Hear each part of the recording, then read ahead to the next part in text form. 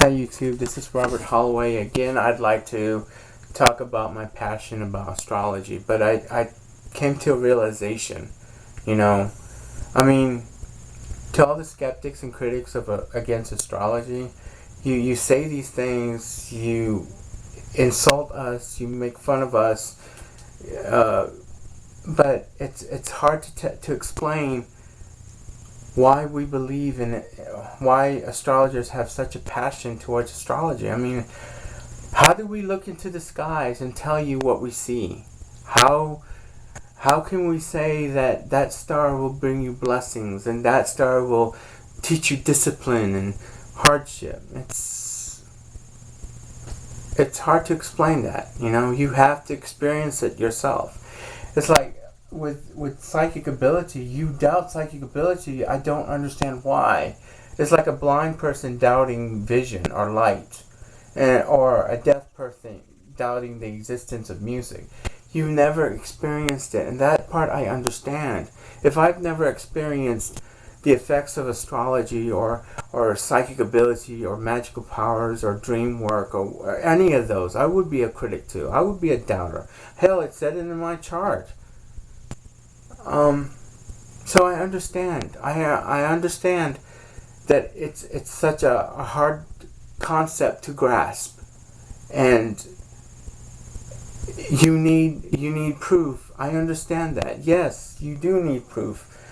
But the best proof you can give to yourself is actually studying, actually getting into it, actually listening to what they have to say. I mean, you'd rather listen to a non-astrologer talk about how wrong astrology is.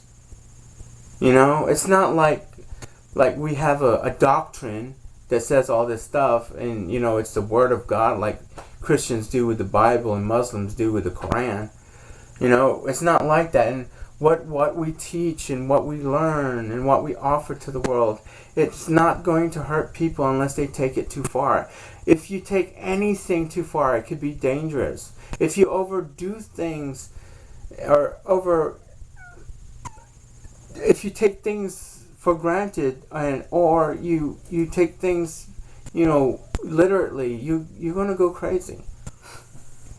As an astrologer, there's so much behind the scenes. There's things in a natal chart that can contradict each other.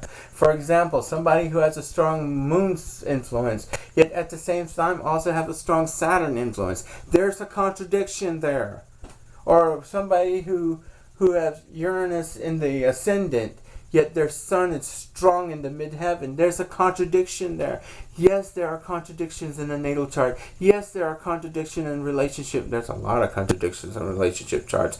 Yes, there is a lot of contradiction in prediction and stuff, because sometimes we just couldn't pinpoint it until it actually happened. Like, for example, if Jupiter, this is in forecast reading, if Jupiter is in the 10th house, that to us tells us that that's when the person or the native is going to experience great abundance. But abundance of what? Could it be money? Could it be food? Could it be, what else is pleasurable? Sex? We don't know. I mean, we know that Jupiter isn't controller of sex. No, that's between the Sun, Moon, Venus, and Mars kind of deal. Sometimes maybe Uranus. But there are so much aspects, so much interpretation, but they do speak a common language, a language in which we understand. When I open up an ephemeris, a book that has numbers and symbols, I can read it like people could read the Bible, or people reading the Quran, or people reading the Torah. When I open up an ephemeris, I know what it's talking about. But to somebody that doesn't understand, it won't. And because of that, I understand. Thank you for watching my video. Have a good day.